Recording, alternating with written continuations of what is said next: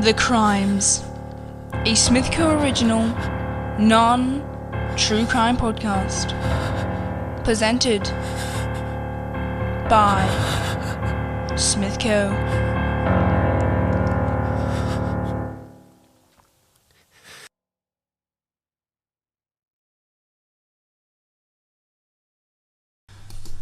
Hello and welcome back to the investigation of the disappearance of Freddie. This is episode 5.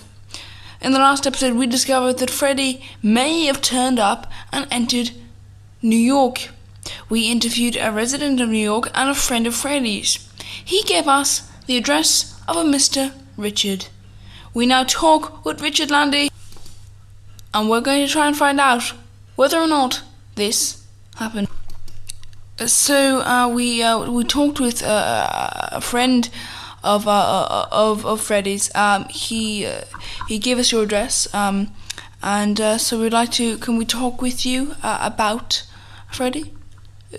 Freddie who? Well, Freddie, the friend you were corresponding with about meeting celebrities and coming over here. Oh yes. Yes, Freddie. I haven't seen him in over a year. So he was here. Yes, he came over here and stayed the night. He flew into New York apparently, and he had nowhere to go. Didn't have much money. And he said, can I crash at your place? And I said, well, okay. I don't have an extra bed. I don't have a spare room or anything, but I do have a couch. You could sleep on that. I don't have a very large apartment, but I do have a couch. So, anyway, he said, well, okay, that's great. And then in the morning, he got up at 6 o'clock. I had to get up as well. I had to go to work.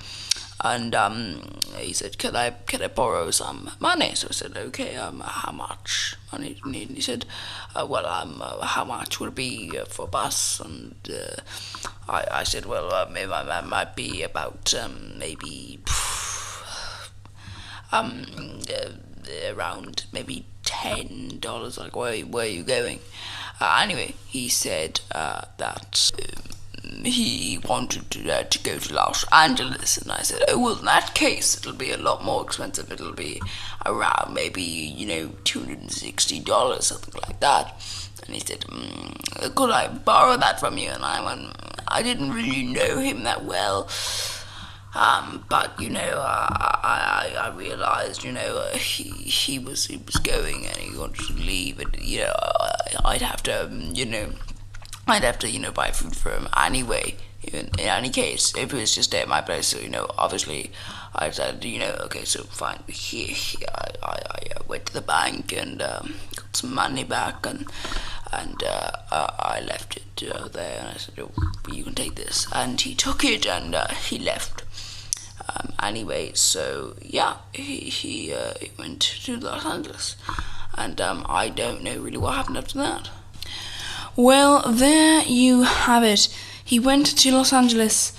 So now I go to Los Angeles to discover what exactly happened there, chasing down the route where Freddie went. So I'm here in Los Angeles, and I'm talking with someone who's been checking the names around Los Angeles for us. So you were checking the names around Los Angeles yourself, were you? Yeah, well, so I went, to check through, all the different names, and I tracked Freddie's name through the system, and, luckily, there aren't many people, with his name in the city.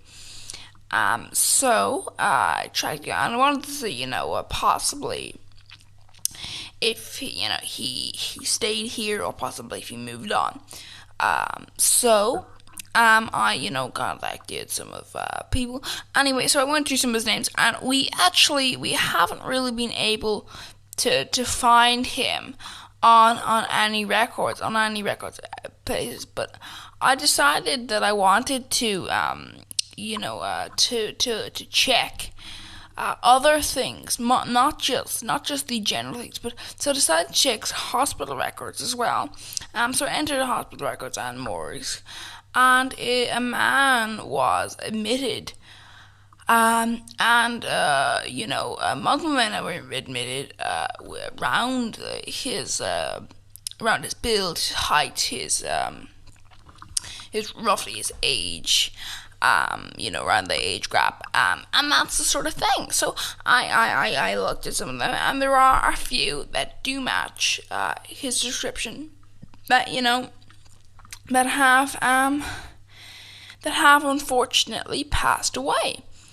Now this person, unfortunately, luckily for us, there was tests taken against him, and there actually he does have a DNA sample.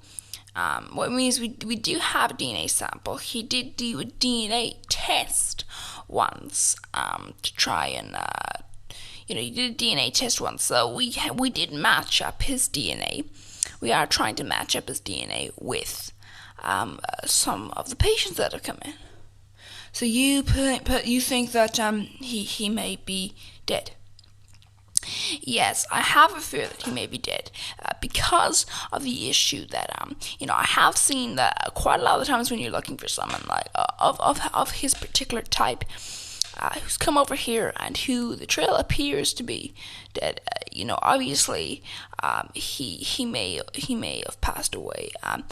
Obviously, it's still likely enough that he would have continued on.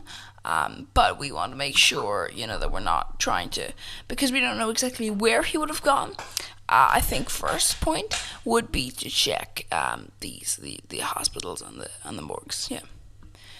So how exactly are we going to get a DNA sample? Well,